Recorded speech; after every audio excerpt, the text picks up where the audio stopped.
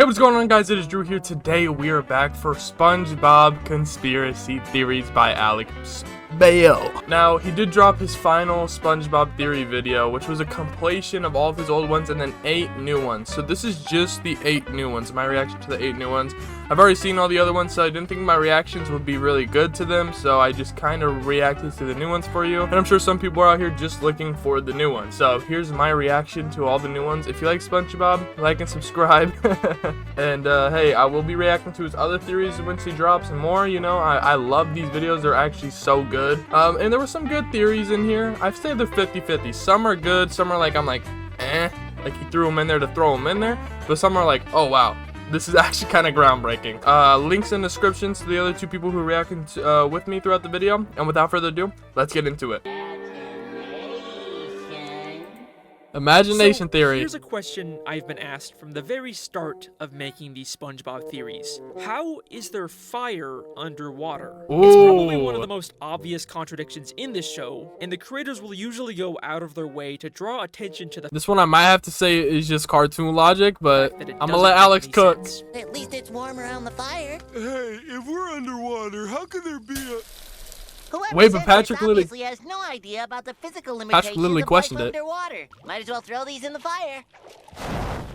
So finally, Weird. I will give the people my answer to this infamous 8-day Oh. question. How is there fire underwater? People's asking for it. It's just a cartoon. I'm not kidding. That's actually my answer. No. SpongeBob is not the real world. It's a cartoon. It Right. has its own cartoon logic where absurd things like fire being underwater can happen. But that doesn't mean there's nothing here to theorize about. Just because Okay. it's cartoon logic doesn't mean it's not still logic. If you pay close attention, you can see that there Where you is going a with this? consistent internal logic and rules to how this cartoon world really works. And I think how SpongeBob cartoon logic works is best explained in the season 3 episode Idiot Box. Box. A classic. In this episode, SpongeBob Classic. and Patrick spend the day playing inside of a box, but Squidward keeps hearing impossible sound effects coming from it. SpongeBob?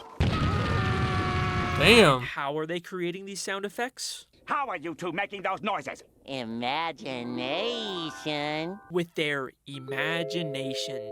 And this is key to understanding how the SpongeBob world really works. This episode tells us that anything that is imagined in SpongeBob can physically come to life. Yeah, You can 'cause see this Squidward's seeing it imagination too. rule in every single episode of the show. Really? The most obvious example of this is when a character is thinking and a thought bubble appears above their head. Okay. But in SpongeBob, these thought bubbles are real physical things. Other characters That's can interesting. see and physically interact with them. He's not wrong though. My pen is out of ink. Nah, because I genuinely remember in episodes like people will be sharing thoughts and people will be looking at the thought bubbles like not even the person who's thinking it. Plankton! You'll never get me formula, not even in a flashback. Because things imagined in SpongeBob come to life.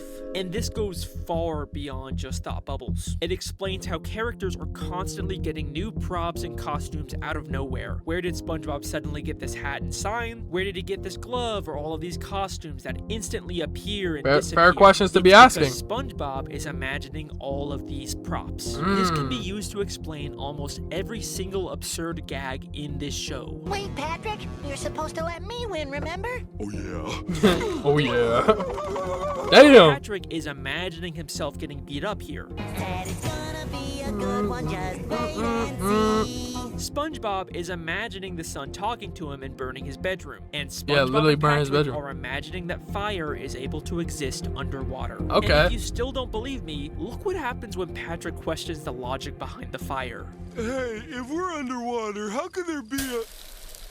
The moment they start Weird. doubting the logic of the fire, it disappears. It does connect, because they're though. no longer able to imagine it. It This does rule connect. also seems to be limited by how imaginative each character is. Squidward, who never even got the idiot box to work, rarely ever manifests any imaginations. While This is SpongeBob, true. arguably the most imaginative character in the Gets show, it to work the has most. created living characters like Doodle Bob and Bubble Buddy using his imagination, both of which have ended up continually reappearing Wow, that's weird to think about. That was literally created with his throughout the imagination. entire show. Bubble Buddy By the way, I'm one of the people who just believes anything Alex says. So to create an entire bubble town full Yeah, of bubble it citizens, makes all stemming sense. from SpongeBob's imagination. This theory also explains why Mrs. Puff gets trapped in so many delusions. They are literally manifesting around Wow. her because of her imagination. Okay. okay. But what's the point of explaining all of this? Facts. Even if you didn't know the exact mechanics of it, you probably already understood that random stuff can just appear and disappear in a cartoon. Yeah,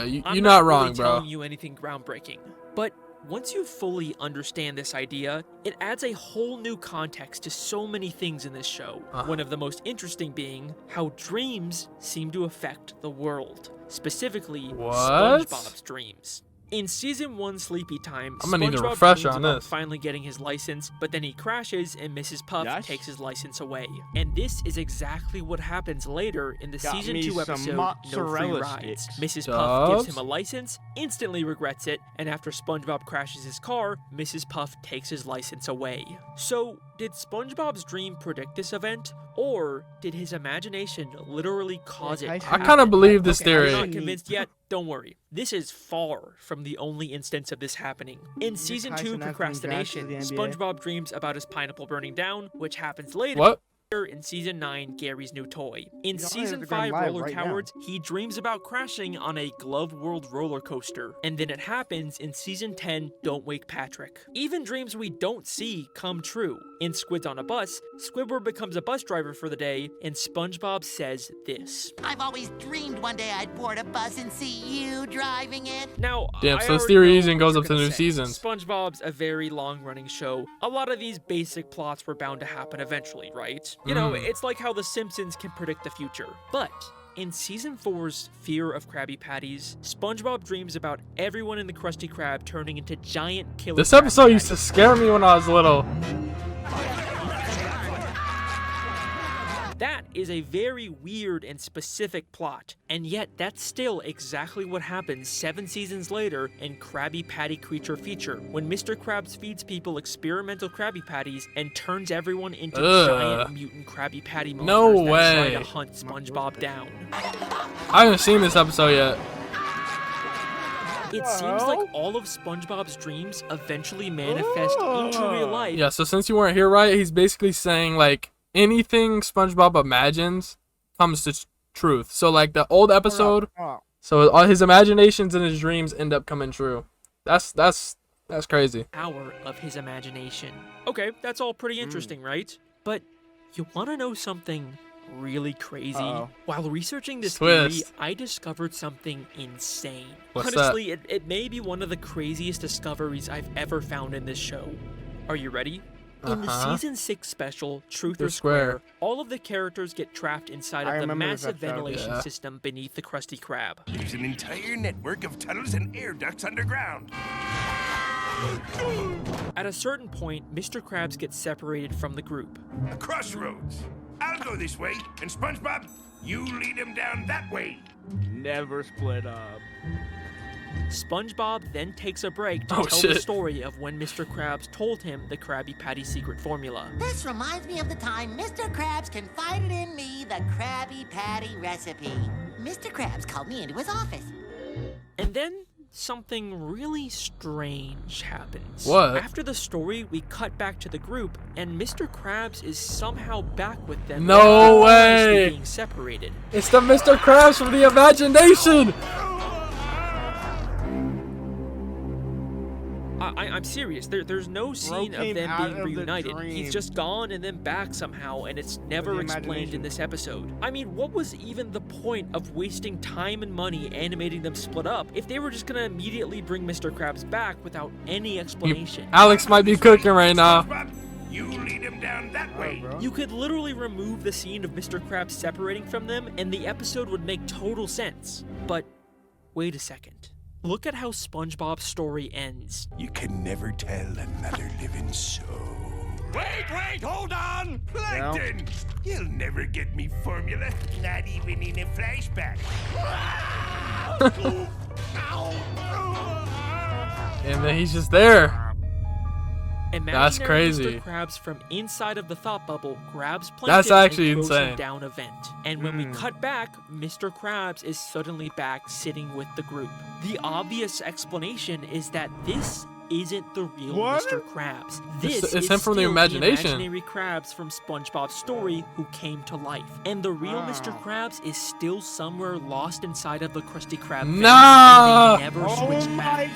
The Mr. That's Krabs they insane! escaped with is not the real Mr. Krabs. And every time we see Mr. Krabs after this season 6 episode, he's actually a fake imaginary doppelganger. Mr. And Krab the really real dead, one is bro. Still trapped beneath the Krusty Krab somewhere. It's the reason why Mr. Krabs in later seasons has become such a one-dimensional character, going from someone who was cheap but still genuinely cared about his employees and family to a one-note cartoon villain. It's because he actually was replaced by a flat, imaginary imitation of the original. And I know what you're gonna say, there's no way SpongeBob would imagine him to be that way.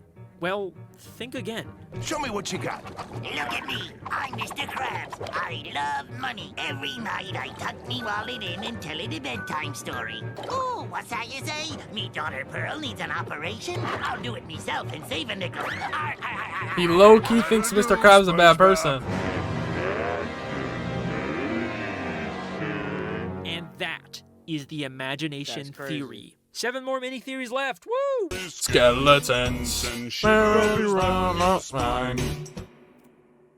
He only played it for 5 seconds. We good. There's this viral image that's gone around the internet that points out a really funny detail about this show. There seems to be a frightening number of miniature dead human skeletons in SpongeBob. Well, you pretty much just And said it's a really Mr. Krabs is funny dead. observation, but it's also really strange because why are there a bunch of mini dead human skeletons in SpongeBob? Like, the animators already have a generic design for a fish skeleton. Why are they going out of their way to make these human skeletons? They're obviously much more detailed and harder to draw. And this is something we see in both early and modern SpongeBob. Well, I think the television theory actually provides a pretty good explanation for this. We know there's tons of human scuba divers secretly filming the show, and it even looks like some of them are That theory was fish-sized, insane. and we know there is shrinking technology in this show. So, like I've already said, I think it's fair to assume that humans shrunk themselves down to better film these Humans characters shrunk themselves. undetected. Which explains why we see so many tiny human skeletons. They're the crew members who sadly passed away during the filming of SpongeBob. They are deep underwater after all. It's not the safest place for humans to be. And that's about all I had Imagine to dying say filming about this SpongeBob. topic. It's not actually that interesting. I probably wouldn't have even bothered making this separate mini theory if it wasn't for a very interesting piece of SpongeBob history that was recently made public.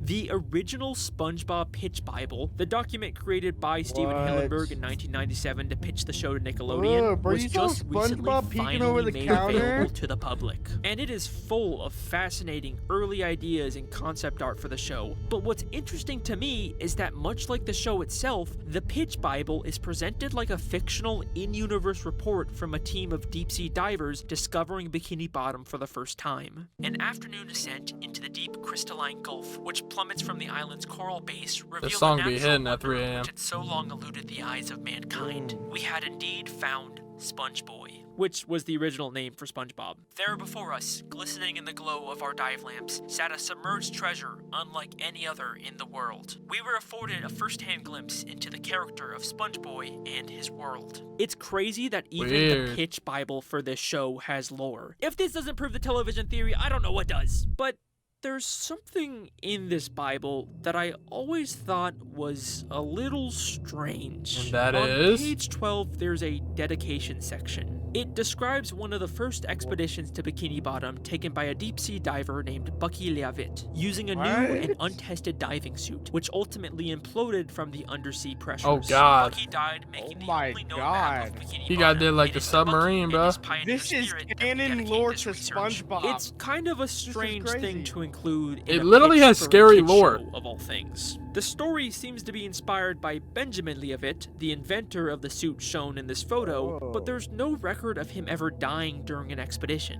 So it seems They like just this added that. story about Bucky was completely made up just to add more lore to the show. So it then begs the question, if he is a character in this universe, where is Bucky's body? Oh, Could God. he possibly be one of the human skeletons we've seen? Is there throughout gonna the be show? one in his Well, suit? we know Bucky died in his old prototype Oh, dino, shit. so I think his body would That'd be probably still be insane. inside of it. So the real question is, do we know of any diving suits in Bikini Bottom? And yes, we do. Okay. We see it almost every episode. No! Television. No! TV is clearly supposed to be an old Stop diving suit. playing. But it's strange because it's so small compared Bro, to diving stop suits we've seen cooking, worn by bro. other humans. Stop So cooking. either this diving suit is from a shrunken human, or it's been compressed down to a smaller size by the pressures of the sea, just like Bucky's. We even see SpongeBob's TV design was a part of the original pitch Bible. I think there's a very good chance that this is supposed to be at least the head of Bucky Leavitt. I think every time SpongeBob is watching TV, he's I'm actually speechless. staring directly at a dead human skull. And if you don't believe me, in Season 10's Whirly Brain, SpongeBob Bro. and Patrick fight over the TV and actually pull it apart. And for the very first Stop. time ever, Stop. we get a look inside. Oh. It's an extremely fast moment, but if you go frame by frame, you'll see that inside of SpongeBob's TV is what looks like a human I didn't even catch that. and that no way. is Skeleton Theory. Rest in peace. That's insane. No, we didn't even talk about that.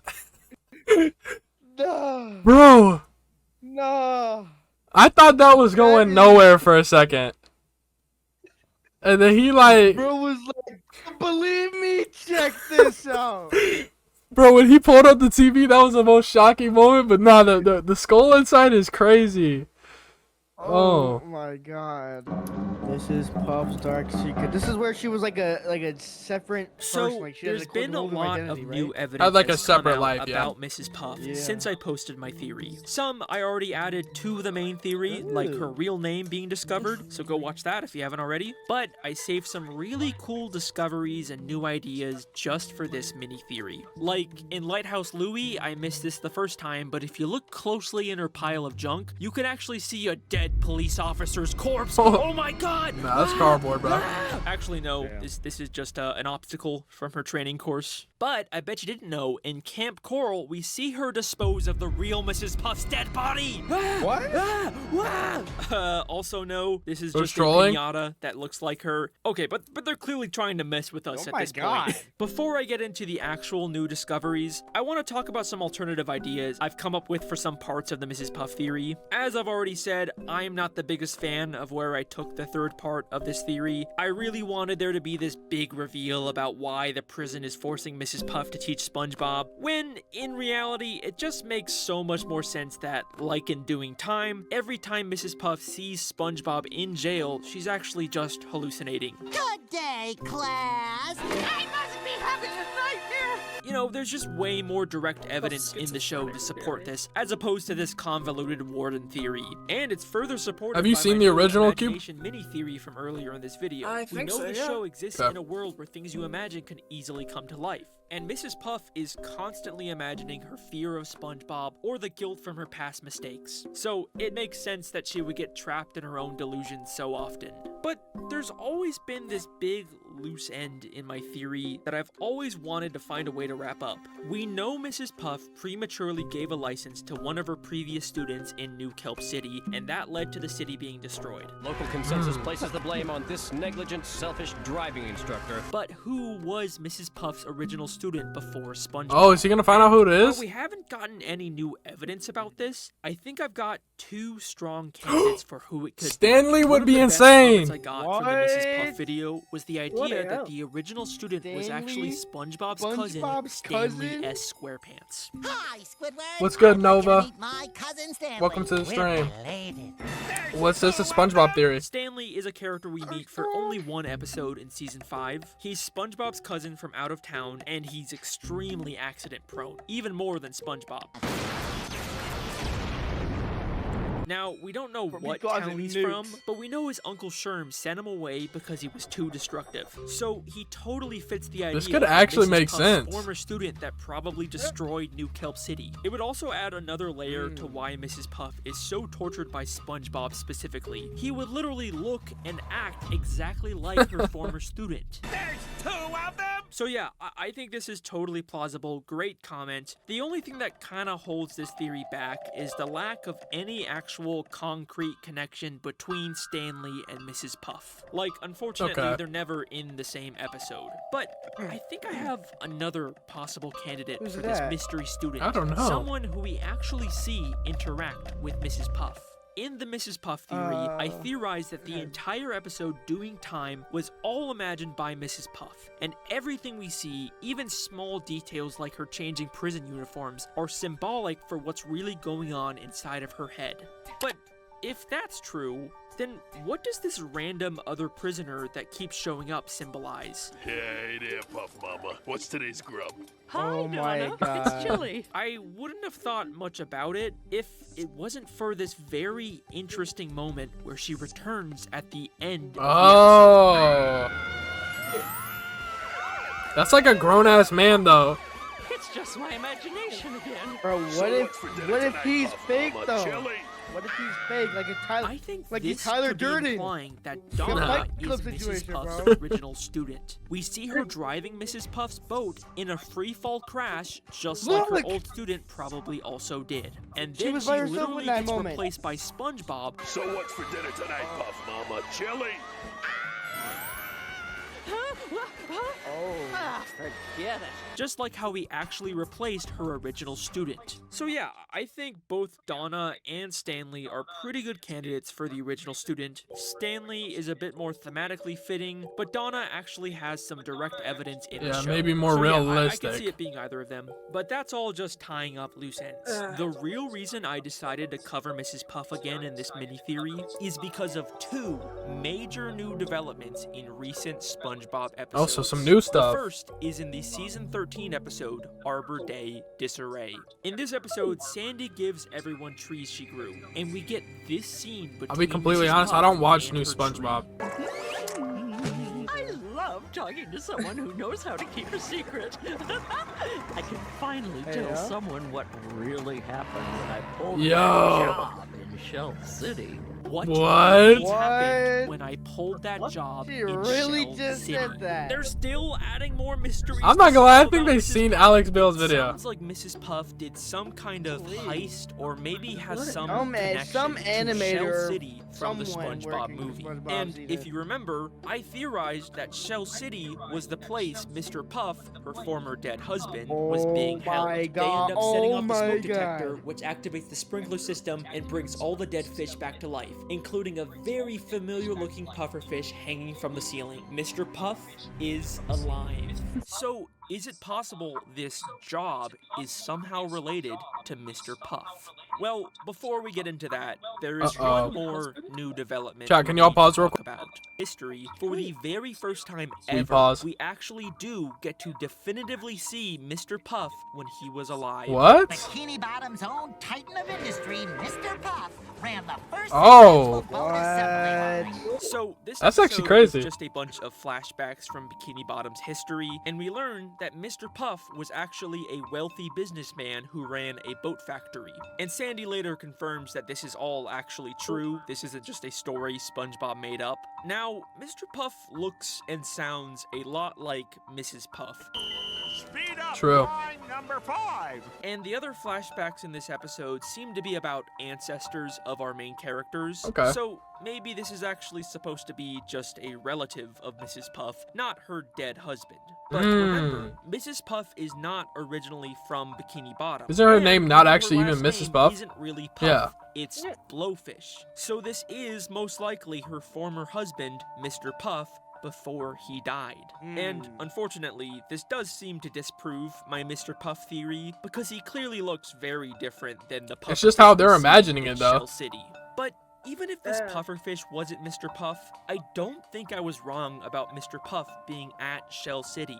The fact that he's shown as a dried up, hanging pufferfish with googly eyes is way too similar to be a coincidence. And then there's the fact that they just confirmed Mrs. Puff has some sort of history with Shell City specifically. I think Mr. Puff was abducted and taken to Shell City, but the reason why we don't see him in the SpongeBob movie is probably because he was already sold to someone else by that point, meaning he was unfortunately never saved by SpongeBob. So that leaves us with one final bad question. ending. What was the job Mrs. Puff pulled at Shell City, and what does it have to do with her husband's death?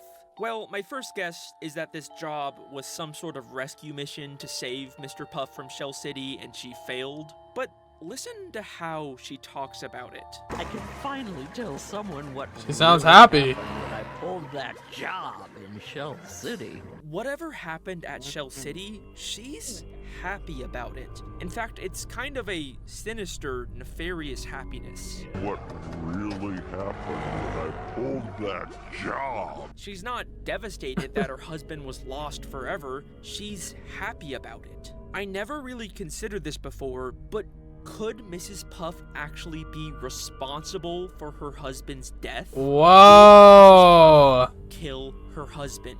I mean, we know Plankton sold Neptune's crown to Shell City. This music. Thanks again for selling me the crown. I sold it to a guy in Shell City. So it does seem possible to arrange for That this would kind be of like thing to messed happen. up, dude. And Arbor Day Disarray ends with Mrs. Puff's tree ratting her out to the police. What? Police department? I got a lead on that Shell City job. I gotta go. The tree was Why alive? would the Insane. Bikini Bottom police care about something she did at a human gift shop? I mean, they didn't care when SpongeBob stole from there. The only explanation is that she wasn't stealing from humans, she was giving them something or someone. Welcome to the from stream, Django. Bikini Bottom, How you doing? Mr. Puff. Mrs. Puff arranged for fishermen to kidnap and kill her husband. This- That's what really happened at Shell That would be City. kind of crazy if this But- is true. Why?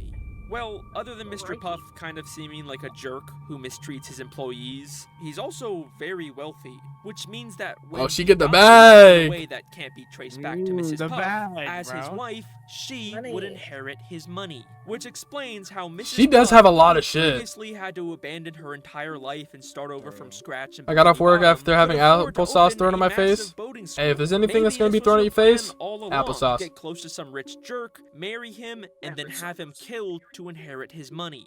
These little breadcrumbs they've given us have told us so much more about Mrs. Puff's past, but also, maybe, just maybe, her future as well. Hydrate. Mr. Puff was portrayed as a greedy, unethical capitalist who only cared about money, even at the expense of his employees. And does that remind you of anyone else in Mrs. Puff's life? Mr. Oh my god. Is she plotting to kill Mr. Krabs?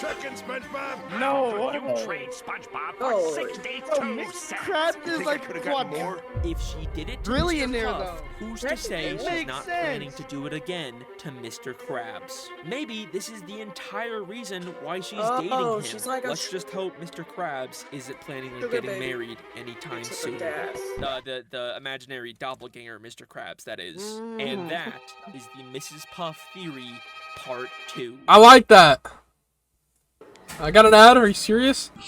So, a lot of people think that Krabby Patties Oh, are that's actually what it made tastes of like? crab What? meat, and Mr. Krabs is going around killing all the Fucking hell. crabs in Bikini Bottom. This is the comment I will get for the rest of my life. It's crab meat. Actual crab? I mean, why I else thought it was would plankton Mr. Krabs be the meat. only crab in Boss. Bikini Bottom? Except for his mom, and his dad, and his nephews. Okay, but there's no crabs outside of his family, except for this guy, and this doctor, and this kid, and these 2 crabs, and this circus guy. But besides them, there's no crabs in Bikini Bottom. Okay, even if there is not, like, Crabs a used as lot the of scare crabs, plankton? there's Oh, okay. equally not a lot of sponges, or starfish, or pufferfish, or squirrels in Bikini Bottom. Bikini Bottom is like 90% generic fish. But then why is it named the Krusty Krab? Because Does Mr. Krabs own it? Yeah. That's his last name. But even if we ignore that, it's like, why would Mr. Krabs advertise his dark secret as the name of his restaurant? Yeah, that'd be a bad Why idea. is the Krusty Krab shaped like a crab trap? Okay, this is actually the one good piece of evidence in this theory. I think it's a little ambiguous whether it's supposed to be a crab trap or a lobster trap, so I did some digging, and Patchy actually calls it a lobster trap in a SpongeBob DVD bonus. The Krusty Krab looks like a New England-style lobster trap, but now it just traps the pocket. You need to do some digging for this. Hungry denizens. They also find a very similar-looking building in Camp Coral and call it a lobster trap. Oh no! So what, is it gonna be lobster? I could maybe see Interesting. this evidence kind of working, but you'd kind of expect if this was their secret intention, they would like call it a crab trap, you know? But what about the scene where Mr. Krab eats one and he says that it tastes like him? So that's what I taste like. This is supposed to be Weird. the smoking gun piece of evidence that's all over TikTok, but nobody actually shows the clip with context. Mommy, my Krabby Patty tastes funny. Well, no wonder. It's all old and dried out. Damn. That man right there. Now put that thing where it belongs. In the Oh! Well, little Patty, we're two of a kind. We've both lost our luster. So that's See, this is what happens when clips get to Krabs TikTok, says the bro. patty tastes like him because the lady called the patty old and dry. Like I don't even him. think this is a And theory. I think he's just he's debunking this one. Literal. Like, I'm not saying the Pearl's mom theory is the best theory ever, but it's better than this shit. Come on. Okay. The human war theory. I think I've seen another YouTuber do this. So, if there's one thing I'd probably change about my evolution theory, it would be the Michael, man, I hope my part sister about is the not at war. this location. Krabs stayed Welcome to the stream, secluded in a Garrett. deep depression that seemed endless. I think there definitely was a war in Bikini Bottom, but I don't think it was between evolved and primitive fish anymore. There is just way more evidence that the war Mr. Krabs fought in was actually a war between fish and humans. And I think this concept for a human war has been secretly present in the show from the very start. That would be Every insane. single building in Bikini Bottom is made out of some sort of debris from the human world. Now, this is a reference to how marine ecosystems in real life often form around things that fell from the surface. Welcome to the But stream, the Skibbity. debris isn't always just random objects or pollution. A surprising amount of the buildings feel like they're from the aftermath of a massive war. There are a ton of buildings made out of sunken ships, but there's also anchors, submarines, lobster traps, bait and tackle boxes, undersea mines. There's even a building made out of a dead bucket of fish. I guess this makes If sense. you really look at the show's aesthetic,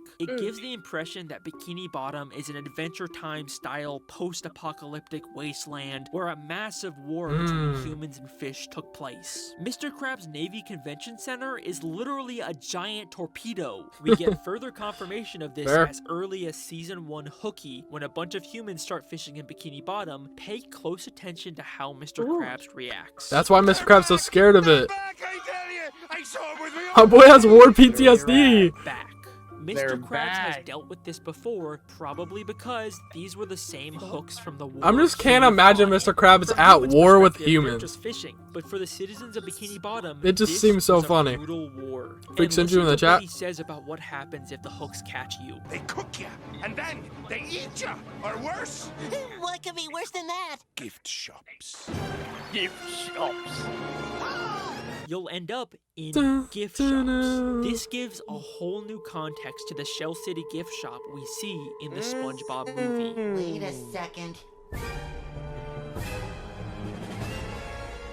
Those fish are dead. All these dead fish are victims from the human war. Look, the gift shop in Hooky even has a very similar sign to the Shell City gift shop. Among That's the true. dead fish in Shell City, we specifically see the same type of royal seahorses King Neptune uses. Which makes sense because as King of the Sea, he would probably be the one commanding the army to go fight the humans. Movie Neptune even talks about Shell City like he has personal experience with it. My crown is in the forbidden Shell City? No one who's gone to Shell City has ever returned. I guess this could also mean Mr. Puff was a victim of the war, seems but like I kind Shell of prefer the City idea is like from a my new terrible Mrs. Puff city to mini be theory. in. We also see giant Yeah. text all over Mr. Krabs' wall of memorabilia, along with other human Sounds fishing like tools. There's even a Chicago picture or of the something. Bikini Bottom Museum ship before it was sunk in the war and later turned into a museum. Oh, shit, There's it was also above this water. picture of a human That makes sense. pirate. And before you say anything, no, this is not Patchy. It's probably just someone he fought in the war. Listen, I still definitely think these pictures could be Pearl's mother, and she's still the source of the Krabby Patty meat. But instead of Mr. Krabs killing her, she was probably just a casualty of the human war, and Mr. Krabs just found her dead body and adopted her orphan daughter. There's also the Hook And turned her into Museum, Krabby which in Patty this meat? context looks much more just like I don't know a if that straight-up adds up. war museum. Now, these are smaller hooks, so I initially thought maybe this was just a museum of hooks made by evolved fish to catch primitive fish like clams. But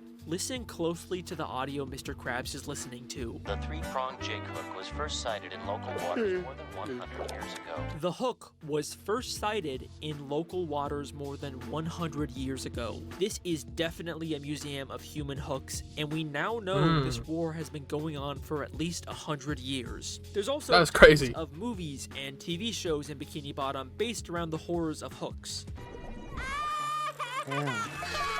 Tonight's frightening feature. The idea of this human war is everywhere in the show, Yeah, and they it's literally played a fear big it. role in shaping the culture of Bikini Bottom. But here's the strange thing about Like all of hooks or this. guns The or Bikini something. Bottom we Or see today swords. is not at war. The only time we see humans fishing in Bikini Bottom is in this one single episode, and Mr. Right. Krabs even says they're back. They're back! As if this is not a normal occurrence. This implies that the humans previously Ah. stopped attacking for some reason.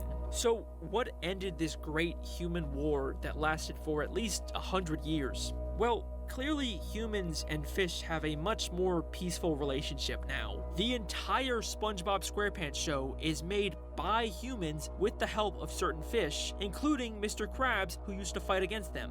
What if the reason why the war ended was because of this show?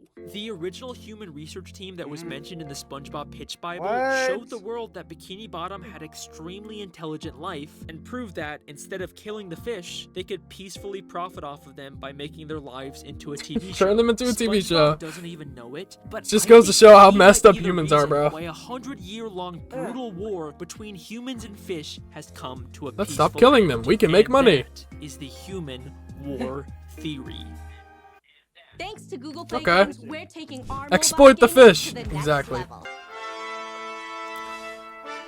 I wonder where he's gonna go with this one. So, in 2021, Nickelodeon released a new spin-off show all about Patrick called Yeah. The Patrick Star Show. Have y'all watched this? No, I have not. I've seen clips though. Yeah, I haven't seen it either. This is my mom. This is my sister. This is my grandpa. We'll grab the camera. My show. And I was really interested in it because it seems to kind of acknowledge the fact that it is a TV show, with Patrick actually being filmed and putting on a show as Yeah. part of the plot of each episode. Coming to you from the Star Family What happened home. to the rock Time though? for the Patrick Show. And here's your wide awake host. But it's weird. It's supposed to be a prequel when Patrick was still living with his family, but the Patrick's parents and sister characters that were established in the main show have been replaced by completely different people in this spin-off. Almost This as has if it's been a all long-running scripted. mystery about the Patrick Star Show that many people have asked me to talk about, but a storyboard artist for the Patrick Star Show actually addressed these contradictions in a very funny Twitter thread where he offers many different possible explanations for why Patrick's family looks different. These range from Patrick just perceiving reality differently to him just assuming whatever He stuff literally is doesn't know. closest to him is his family, to some kind of crazy timeline manipulation. But my favorite is just that they were recast by the in-universe showrunners and Patrick's too dumb to notice. Also, casual television theory That's confirmation, fucked up. no biggie, we're used to it at this point. Now, I watched a good amount of this show when it was first coming out, and there wasn't really too much here for me to analyze, except for one very interesting character. GrandPat, and it ties directly in with my Neptune theory. It's about to be me when I'm GrandPat like is allegedly 60, bro. Patrick's grandfather, even though we've never heard about him until now. Mom, Dad, who's this guy? I'm your grandfather, GrandPat. Must we do this every morning? He's sort of a generic, cranky old That's man me now. character who's apparently somehow been alive since prehistoric times. Back in my day, we were food. It was way back in the Petrolithic period. No way, he's getting hungry, bro. But he's not really that notable or interesting of a character, or that's at least what I thought, until I noticed something strange in the episode Squidina's Little Helper. Sounds like we're doing a puppet show. Follow me. The secret crawl space runs all over the house. As characters move through a crawl space in Patrick's house, one of them briefly opens the door and finds a weird secret room full of Roman architecture with What the hell? GrandPat inside. Who's a hungry boy? Dig in so you can grow up big and bristly. What the hell is beard? Is something alive? It's kind of a weird throwaway gag, but there's not really much to it, and they immediately move on with the episode without ever addressing it again.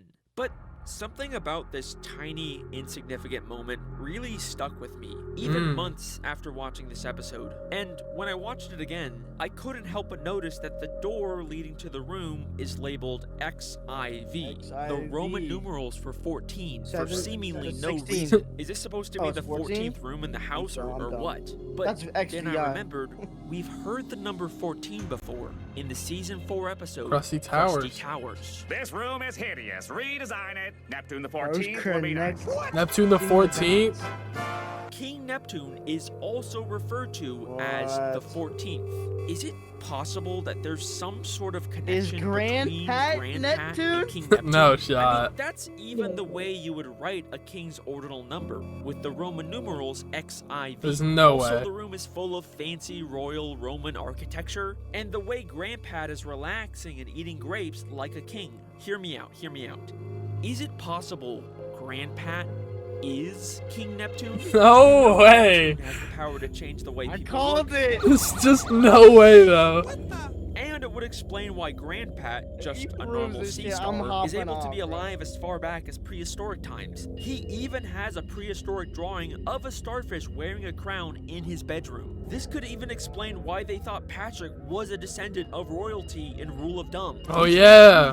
A descendant of royalty. You God. are a king. It's weird when the dots start connecting, bro. Why would the King of the Sea be pretending to be Patrick's cranky old grandpa? Well, remember, the Patrick Star Show is a prequel because to the God main series. And used if to you be believe my people. Neptune theory, Or then you know they pose as Neptune wasn't people. always the King of the Sea. It's likely at some point he stole the throne and Poseidon's wife. So, what if this takes place before Neptune became king? When King Neptune was a little Neptune, his mother set him adrift in a river. When he was all alone, abandoned by his own mother, desperate to find the family that he was denied his whole life. He just joined So, Patrick's how did he family? get one? Well, it turns out that there just happens to be one family in the sea that's dumb enough not to notice when new family members are added or replaced. I don't know about The this, man. Patrick Star family. So, he transforms himself into the cranky old grandfather character, GrandPat. Just to and be a part of the family? inserts himself into the family without their knowledge. Who's this guy? I have no idea. Do you, Cecil? So you can see him too, Bunny? I thought I was the only one. I'm your grandfather, GrandPat. Must No one remembers him, though. Finally giving him the family love he's been This searching could make for sense. his entire life. And if this all still sounds far-fetched to you, listen closely It to kinda the music does. you hear in this scene. Who's a hungry boy? Dig in so you can grow up big and bristly. This that small Neptune's piece of theme? music is called Roman Legions, Oh. composed by think John so. Cavis, and it was used only one other time in SpongeBob. Who's a hungry boy? Right in trouble. With his mighty trident. He might be cooking. So Trident Trouble, when they are introducing none I other called it, than bro. King Neptune the There we go. 14th. GrandPat is King Neptune.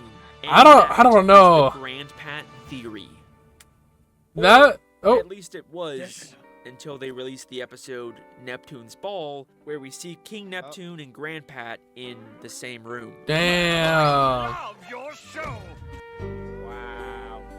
And mind, I'm I really guess. conflicted about this because, yes, this obviously debunks my theory. Neptune and GrandPat can't be the same person if That's they're both in unfortunate. the same room. But then why does all of this evidence feel Thought I so was cooking. specific and intentional? Like, most evidence I find can usually be explained as an Easter egg or a coincidence, but like, I can't think of Oh, did any somebody other follow my reason Twitch? why this random room would have the Roman numerals 14 on it. Maybe Hell this was yeah. something they were Thanks to setting who up to followed. change their minds about. I think or I heard the maybe there's some notification. sort of time travel shenanigans going on, because we know Patrick's family has Yeah, a time feeling machine in this foxy? show Thanks for that they following. use all the time. Or maybe I'm just in denial and I'm overthinking small little random details. Like I've said, these are the theories that didn't make the cut for their own videos, so Okay. they're not all gonna be as strong as my main theories. But That's a little if it's disappointing, but unlikely, I'm still gonna hold out hope that maybe I'll be proven right someday. Oh well, on to the next theory.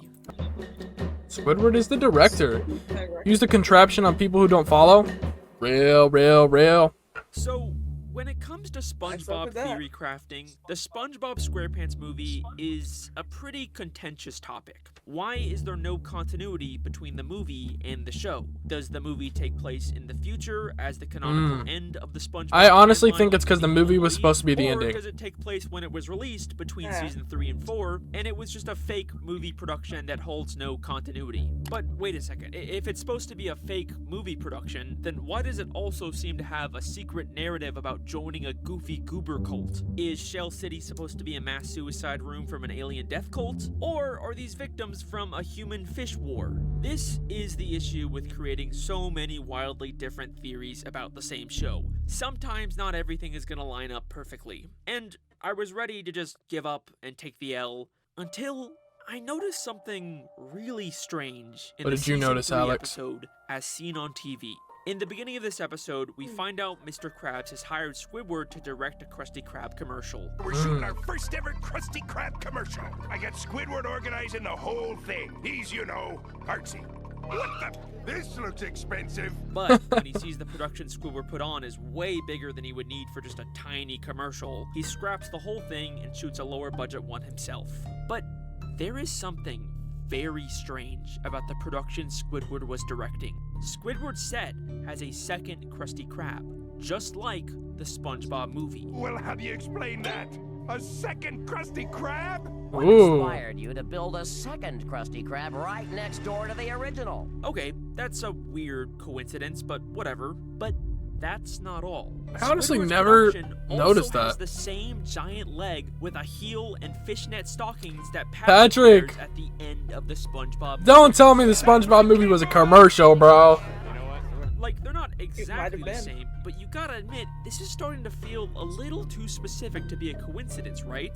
Is it possible the production Squidward directed for the Krusty Krab commercial was this the actually SpongeBob the movie? in-universe production for the SpongeBob SquarePants? Wow. This episode came out in 2002, which is the same year the real-life SpongeBob movie began production. And the Okay. similarities This don't is actually even adding up. In the background, we can see a fish dressed with almost the exact same hat, red bandana, and boots as Dennis, the hitman Plankton Dennis. hires in the SpongeBob movie. He's a What? blooded predator.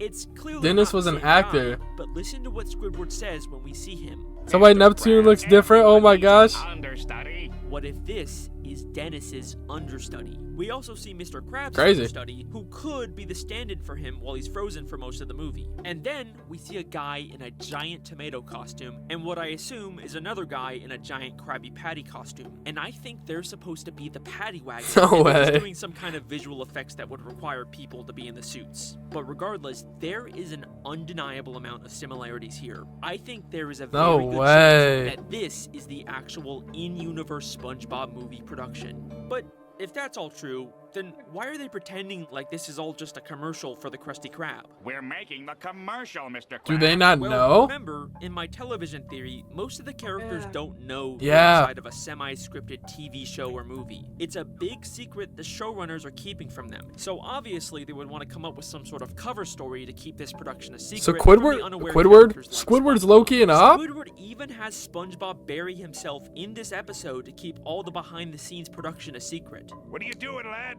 Squidward said I could help by burying myself. So that means Squidward is not only a spy who's part of the television theory cover-up, but he's also the director of the SpongeBob SquarePants movie. Very interesting. I know that sounds a little strange. Why would they choose Squidward, of all people, to direct this movie? And even if he was chosen for some reason, does this movie really feel like it was something Squidward made? Like, one of the main things we know about Squidward is that he is such a self-obsessed narcissist who glorifies himself in all of his art. So why would a movie he directed be any different? Well, what if I told you it's not? In the SpongeBob TV show, Squidward is treated like this loser punching bag of a character. Where is he going with this? I mean, Squidward did look like a good guy in the SpongeBob movie, I think. But in the SpongeBob movie, for the first time ever in all SpongeBob media, Squidward is kind of presented in a surprisingly flattering way. He's the one who's given the promotion of new Krusty Krab manager. This is actually true. Apparently, he's so much more mature and responsible than SpongeBob, despite us obviously knowing how little care or effort he puts into his job. And when the entire town is dumb enough to wear Plankton's mind control helmets, he's Squidward the only is one. The one character who's smart enough to see through the ruse and figure out Plankton's entire plan. You may have hoodwinked everyone else This in is crazy. Water town, but you can't fool me. You set up Mr. Krabs. You stole the crown so Neptune would He made free himself him and look you could smart in the crank your movie. Stubby little paws on the Krabby Patty formula. But you made one fatal mistake. You messed with my paycheck, and I'm gonna report you to the highest authority in the land, King Neptune. Like, does that not sound like something Squidward would add to the movie to make himself look better? It does. He even gets this really great monologue at the end of the movie to wrap things up, and it makes him seem so inspiring and poetic. After going on your life-changing journey. Oh my god, it literally looks like he's acting. What you thought you wanted. What you really Wow. was inside you all along. Of course, it gets cut I off see by a this joke, now. and he doesn't actually win against Plankton, because this is still the SpongeBob movie at the end of the day. And he probably didn't actually write it, but he still manages to make himself look really good, and it's because Squidward Tentacles directed the SpongeBob SquarePants movie. I can see There's that. a lot of evidence to support this, but I still don't really know why. Out of all the people in Bikini Bottom, why did they choose him? Well, I think it all ties back in with Goofy Goobers. In the season 12 episode, Goofy Newbie, we see something really strange on one of the tables. Squidward? No! A Goofy Goober ice cream that looks exactly like Squidward. This Now, is I nuts. noticed this back when I was first making my Goofy Goober theory, but I never really knew what to do with it. It's just this really weird background detail that makes no sense. Squidward isn't even in the episode, and we've never seen him have any interactions with Goofy Goobers. But remember, what is the one thing we know about the things Squidward creates? He always makes them in his own image. He does this with all of his art. So he made his own. if Squidward was to What's make good, ice Diamond? cream, I think Make sure to this follow. is what it would look like. So this kind of implies that Squidward does have some kind of connection with Goofy Goobers. Either he works there on the side and literally made this ice cream, or Goofy Goobers made it in his likeness because he's some sort of important member of the organization, sort of like how cults will get celebrities to join them. Yeah. And if Squidward is a member of the Goofy Goobers cult, it explains why there's this secret underlying narrative about the cult in the SpongeBob movie. It's like they got the director of the movie to include some kind of subtle propaganda about how joining Goofy Goobers is the only way to set yourself free. This isn't literally a mass suicide room. I'm but it was 50-50 on an this. intentional similarity made by Squidward to promote the cult Just follow. ideology. Thank you, In fact, Diamond. I think this Appreciate also that. explains why Squidward was chosen by the showrunners in the first place to direct the movie. Not only is Goofy Goobers heavily featured in the SpongeBob movie, but there's also this weird implication that they had some kind of behind-the-scenes influence over it. but bear with me for a second. About halfway through the movie, we get a classic SpongeBob title card with the French narrator speaking. Ew. Meanwhile. But instead of the usual generic background, it's clearly Goofy Goober themed. I didn't even notice that. Having nothing to do with Goofy Goobers. I think Goofy Goobers, being a multi-billion-dollar organization, helped fund the in-universe SpongeBob movie in exchange for having some influence over it. Not only were they able to there's a whole ass song about being a Goofy Goober in the movie, but they had the power to choose a director from their organization to include this narrative. And they chose Squidward Tentacles to become the director of the SpongeBob SquarePants movie. And that is the Squidward director theory. Okay, chat. What do y'all think? I kind of see it. I see it, but I'm at the same time, I'm like, I can understand. That's something. it adds up. What he say adds up, but it's just like, damn. That means Squidward knows too. Like, cause he did another theory about Sandy. Like, Sandy knows. Like, Sandy is like a spy. Imagine that's the in-game theory. Everybody's just been like, it's like the Truman Show. Have you seen that? Everyone knows but SpongeBob that he's in the show. That would be insane. The next one. What's the next timestamp? Is 3 hours, 40 minutes, and 30 seconds. 3 hours, 40 minutes, and 30 seconds. Alrighty. Okay. My forehead is bleeding. What the F? Grab a band-aid. Django, you're always bleeding. 3, 2, 1, go. Oh my god, this episode creeped me out. Okay, when I was younger. The actual most frequent comment I get on any of my videos is, where's the jellyfish theory? And I get it. I tease this whole jellyfish alien invasion theory as sort of a misdirect in Don't Feed the Muse 2. This may be my darkest theory yet. This is the alien jellyfish invasion theory.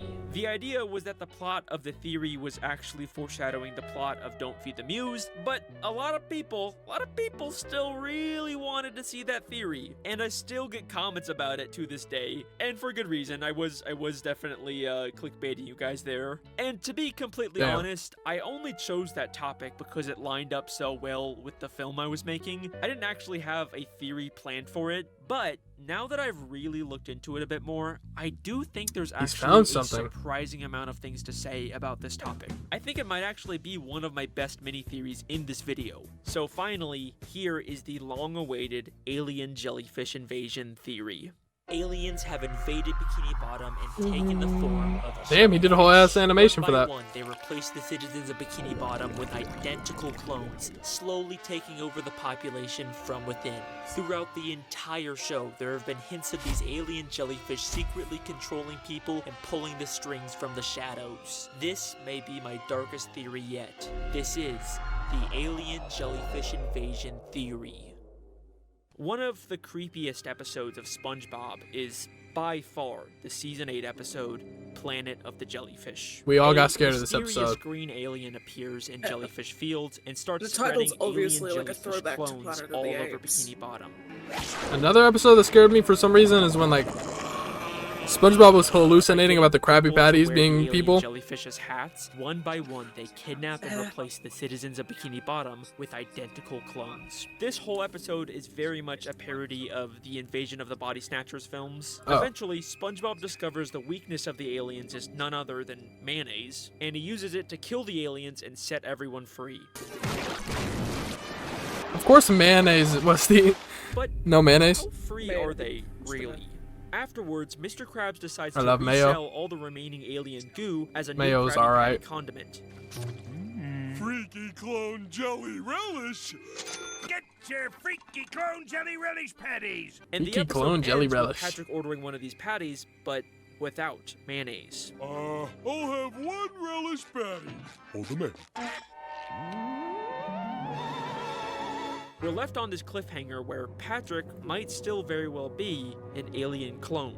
And And that's it. It's been 11 years since this episode came out, and there has been no continuation of this story since then. Oh, damn. Is Patrick an alien? Are the Jellians still somehow around, secretly plotting another takeover? Well, before I answer that, I can actually tell you exactly where these aliens came from. The background of the title card for this episode shows a barren alien planet, but we've actually seen this exact planet before. In the Season 4 episode, SquidBob Tentacle Pants, Sandy is experimenting We're getting a with sequel of that teleportation episode device for the and show's 25th accidentally anniversary? sends SpongeBob and Squidward to an alien planet for a few Maybe. seconds. Well, here goes nothing. The exact same alien. Oh shit, it's the exact same place. Jellyfish title card. Now, the aliens we see on this planet don't really resemble the Jellians, so That at is first true. I thought maybe the Jellians were originally just a different species somewhere else on this planet. That's But what I think. Then I noticed in the background we see this orange and yellow. Oh, he ringed thinks planet they're from that isn't planet. present in the Jellyfish title card. Planet of the Jellyfish is obviously the a ship. parody of Invasion of the Body Snatchers, and in that franchise, the aliens invaded Earth because their original home planet was dying. So what if this planet was the original homeworld of the Jellians, but just like an Invasion of the Body Snatchers, the planet died sometime between SquidBob and Planet of the Jellyfish, and that's why the jellyfish invaded sense. Earth. The spots on the planet even look like a jellyfish. This does so indeed that's where add I up. think the Jellians came from, but where are they now? Is Patrick actually an alien clone at the end of Planet of the Jellyfish? No. He's not. And not because I just claimed he was a robot. The Jellian clones all have black eyes and act in a very obviously alien way. And Patrick here looks and acts completely normal. But then why does he ask As for a normal Krabby as Patrick Patty is. without mayonnaise? Hold a minute. Well, maybe it's as simple as he just doesn't like mayonnaise. Also no. And it's not because of this scene. Is mayonnaise an instrument? It's because of the way the Season 4 episode Hocus Pocus ends. Hocus when Pocus. SpongeBob somehow figures out how to perform real magic, and Patrick asks SpongeBob to do this. Hey, SpongeBob, I'm still hungry. Will you turn me into a jar of mayonnaise so I can eat myself? Patricka, mayonnaise-a. Patrick could have asked SpongeBob to turn him into literally any food, and he chose mayonnaise. Mayonnaise is his favorite fucking food, which means there is no way he would ask to hold the mayo at the end of Planet of the Jellyfish unless he was being controlled by the Jellians, at least to some extent. So even if he's not a full-on alien clone, I think he is being affected by the Jellian goo he ate. How? But in a much more subtle, dormant way. It's kind of like how rabies has evolved to make Magneto people has it. afraid of water because the virus spreads faster without it. The Jellian goo is subconsciously making people avoid mayonnaise in order to keep itself alive. Now, there are little hints that maybe these Jellians are still around, influencing people in future episodes. Gary, Sandy, and even Patchy all mention later that they don't like mayonnaise. Patchy. I don't like mayonnaise neither. Party, you know I don't like mayo. So the evolution was them just not liking Season 9 mayonnaise. that had a jellyfish on his head. But, you know, other than these random one-off moments, that's kinda it. So maybe Okay. there is a secret jellyfish invasion going on, but like I said, I chose this theory because it fit the film I was making, not because there's any smoking gun evidence to prove it all. I mean, it's not like there's a whole convention of people wearing jellyfish hats, right? Oh, shit. Yeah, I forgot about these guys. Oh fuck. Uh-oh. So, in the Season 2 episode, I'm Your Biggest I Fan, thought it was over we're there. introduced to the biannual Jellyfish Convention, where all the jellyfish enthusiasts in Bikini Bottom can meet up and enjoy their hobby. Wow, I can't believe it. We're actually here at the biannual Jellyfish Convention. Jellyfish are awesome. Now, there were people wearing jellyfish hats here before the Jellyfish Invasion episode, but it's maybe like 10% of the people. But 4 seasons after Planet of the Jellyfish, we get an episode called Jolly Lodgers where we see the convention again, and literally like Everyone. 99% of the people there are wearing jellyfish hats now. Huh. I guess it just got a little more popular, you know, I guess it's not that weird. But not only does the convention seem a lot bigger, but there's some interesting new activities going on. We got increasing your sting endurance, get buff jellyfishing, do you want to be a jelly? Totally Oh, legal. God. maybe that's just like a little suspicious. Totally illegal. Listen to the way these You lost people me. talk now. It's literally a cult, bro. Okay, these guys are Jellians. They even surround Squidward in the exact same way the Jellians surrounded SpongeBob and Sandy. Weird. Look, the creators literally recreated the shot. I'm not crazy. These guys But their eyes aren't black. And we even see people still wearing these jellyfish hats after. I'm guessing it's just affecting them less. Episodes in season 14, we see a random fish wearing a jellyfish hat, even though he's not at or going to a jellyfish convention. But what's really strange here is that when Bubble Bass opens a window, everyone's stuff flies off except But the hat. this hat. And why would they add that detail?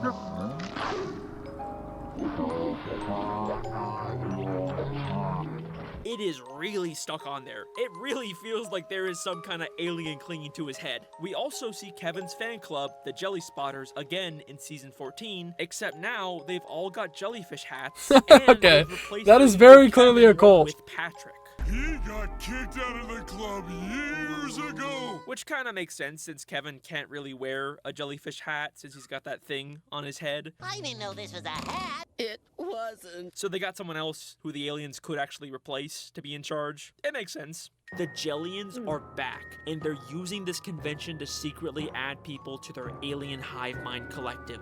In fact, I'm even pretty sure that they successfully replaced Squidward in this episode. No way. Throughout this episode, Squidward is trying to escape this convention, but they keep cornering him and even force him to wear a jellyfish hat.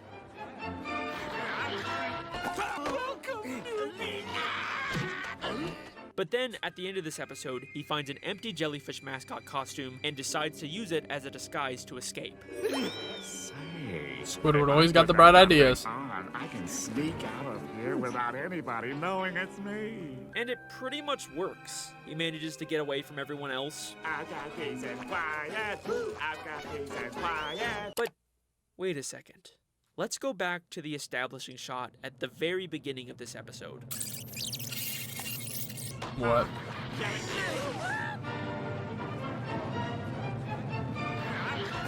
Do you notice anything strange here? I do other than not. the stuff I've already pointed out.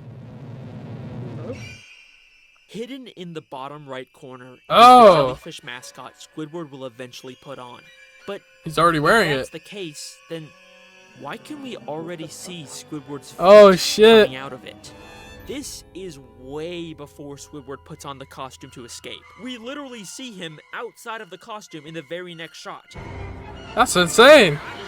Squidward can't also be here unless they already made an alien clone of Squidward, and at some point during the episode, they switch places. Squidward and everyone here has been replaced by the alien jellyfish invasion. Damn. And also replaced by the robot invasion, and also brainwashed by Goofy Goobers, and also being secretly controlled by the showrunners. A lot of people are trying to take over Bikini Bottom, okay? There's your jellyfish. I could kind of Stop see there commenting being about two it. cults at once, though. Like the Goofy Goober and then the jellyfish. Yeah, I can imagine that, like, multiple. Because there is multiple cults in real life. So the Pinhead Larry the Lobster theory. In the season 2 episode, Survival of the Fittest, Sandy Sleep talks about fighting two Banger infamous episode. criminals named Dirty Dan By the and way. Pinhead Larry. I've had enough of your dastardly deeds, Dirty Dan. I'm gonna get you and your partner, Pinhead Larry. She later mistakes SpongeBob and Patrick for the criminal duo, and attacks and even buries them alive with their own gravestones. Damn. It's obviously an iconic episode, but I've always wondered who exactly were Dirty Dan and Pinhead Larry. Facts, honestly. Pinhead, your time is up. Who you calling Pinhead? Were they real people, or were they just someone Sandy made up? Are they legendary outlaws she heard about, or someone she actually fought from her past? It's a hard question to answer because they're really only mentioned in this one episode. The best we get later on is the words "Dirty Dan was here" written in graffiti on the back of the gym. Or that's at least what I thought, until I saw the season 11 episode, Shopping List, where SpongeBob and Sandy travel to a snowy mountain and we briefly see them pass by 2 graves labeled Dirty Dan and Pinhead Larry. So we know they were definitely real people. Now, in the episode, Sandy seems kind of familiar with this area, and these are the exact same graves she recreated for SpongeBob and Patrick. So she for real knows them. Implying that her dream was actually based off of a real memory of her fighting and killing Dirty Dan and Pinhead Larry. She killed them, okay. Except there's one problem with that. How did Dirty Dan write this graffiti if he's supposed to be dead? Could have been a long time ago. I know it's not like we see when this graffiti was written, but it wasn't left on just any old random gym. It was written on the back of Larry the Lobster's gym. A gym that we saw Larry open in season 9. What you see before you is the culmination of my lifelong dream, Larry's gym. Meaning this graffiti must have been written long after Sandy would have fought and killed Dirty Dan and Pinhead Larry. So how is this possible? How could Dirty Dan write this on Larry's gym if he's supposed to be dead? I think this means that the real Dirty Dan and probably also Pinhead Larry are not actually dead. They probably fake their deaths and are alive somewhere in Bikini Bottom. But interesting. Where, and more importantly, who are they? Wait a second. Why would Dirty Dan write that he was here at this specific gym? Larry's gym. You don't think Larry the Lobster could be Pinhead Larry? That sounds stupid. I could see that, but who would Dan be? Does it? I mean, it would explain why Dirty Dan would risk exposing that he's still alive at a place Sandy probably frequents. Maybe he's leaving a message for his former criminal partner. Okay, let's not get ahead of ourselves. So, they're both named Larry, and you definitely could say he has a pin-shaped head. But Larry is friends with Sandy, and he definitely isn't a criminal. That is true. Right? Maybe we need to take a not. closer look at our lobster friend. So, I rewatched every single appearance. To be fair, we don't know a lot about Larry. 14 seasons of SpongeBob, and here's what I learned. Larry cares a lot about staying in shape and working out, to an obsessive degree. My latissimus dorsi has gone flabby. I've got to get to a rowing machine. He also hates when anyone else is out of shape and will do anything in his power to help them get fit. Those poor people. Someone needs to whip them into shape. Looking out at this sea of flaccid muscles and sagging flesh, frankly, I'm disgusted. Push it! Push it! Apparently, he was also raised by these 2 old fish. But you guys are way too old and unsightly for my beach. So polite. Just like we raised him. And to further confirm this, Weird. the same old lady fish later says this during the Alaskan bullworm incident. We should call my nephew. Sounds like she could definitely be referring to Larry here, so I do think they're supposed to be his aunt and uncle. We also know he loves protein shakes.